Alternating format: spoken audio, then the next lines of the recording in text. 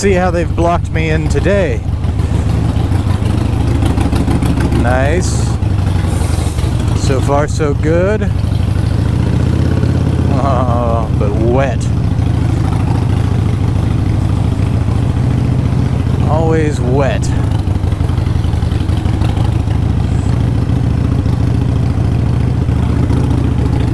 Alright.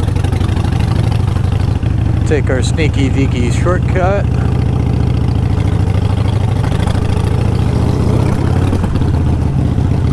Hope there's no golf cart flying around the corner. Alright, we're good.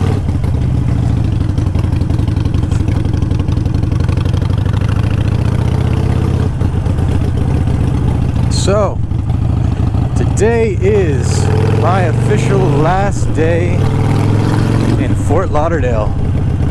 Early tomorrow morning, I am hopping on the bike and going up to Orlando to start. My first stop on my way to Charlotte, North Carolina. So this will be my first long, heavy mile road trip. Before now, the furthest I went to was Naples, Florida, from Fort Lauderdale. That's about 100 miles each way, and I went there and back in one day. I was about 4 hours on the bike, and yeah, I mean, I was feeling pretty fatigued after those 4 hours, but I was flying across the Alligator Alley little highway there, doing about 80, 85 the whole time. So I'm not planning on doing that kind of speed for this trip that I'm about to do now.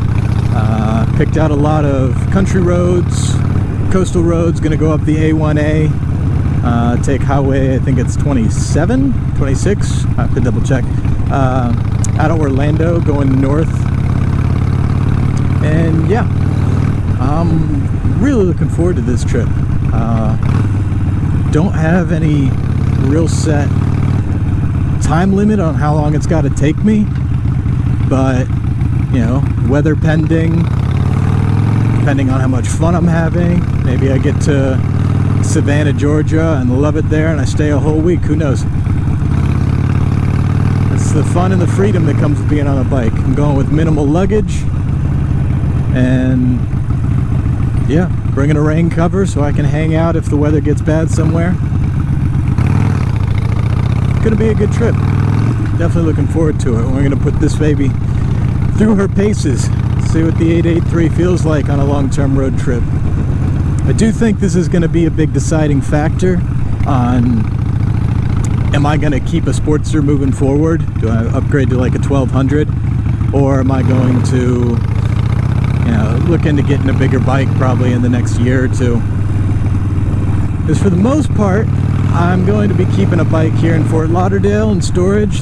My line of work with the boats always make their way back to Fort Lauderdale. Doesn't matter what boat I get on, what time of year, at some point, the boats always seem to circle back to Fort Lauderdale. So for just getting around town, I mean, the Sportster, little 883, it can't be beat. Great on gas, great on noise,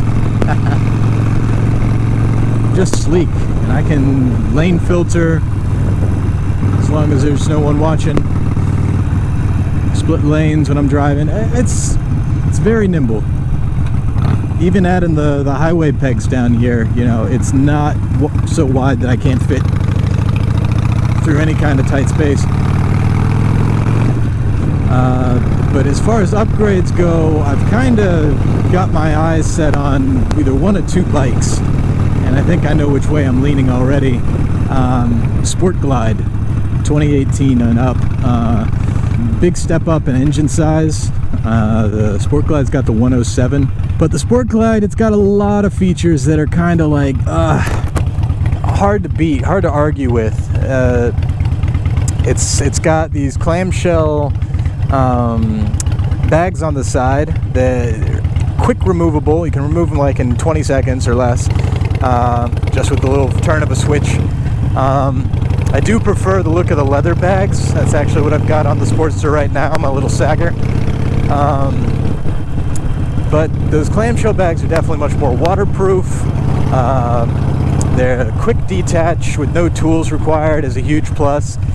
The Sportglide also has inverted forks in the front, better front suspension. The auto cruise control comes standard, ABS comes standard, quick removable front fairing, and immediately I've got something that looks, you know, like big brother of the Sportster again. In 2 minutes I've gone from a cruiser to a sleek bar hopper, and that to me is actually really, really valuable. So we'll see if I end up upgrading. Right now I'm super happy with the Sportster, and like I said, this big trip up north, who knows, maybe this is all I need for right now. Hold off on getting Sportglide until I've got maybe more solid feet on land. Right now as a sailor it's a little bit not waiting at all those lights. Let's take a shortcut. Important thing with these air-cooled bikes is you keep moving, right? The longer you sit at the traffic light, the hotter it gets. I haven't had any problems with this bike knocking, but why risk it in this Florida heat? Just keep on moving.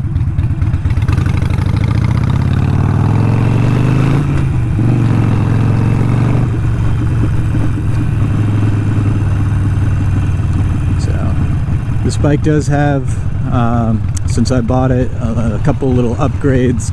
Did the stage 1 with Vance and Hine short shots. Loud pipes save lives, right?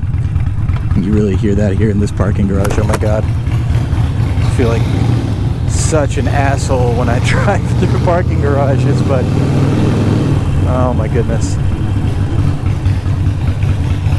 And the Spike Turbine high intake air filter there, naked air filter. Big fan of that. It really adds a nice unique look to the bike. Alright, we're here and safe from the rain if it shows up. Never know. Never know in Florida. It can start raining at any moment with bright sunny skies. No warning. Alright. We will see you next time.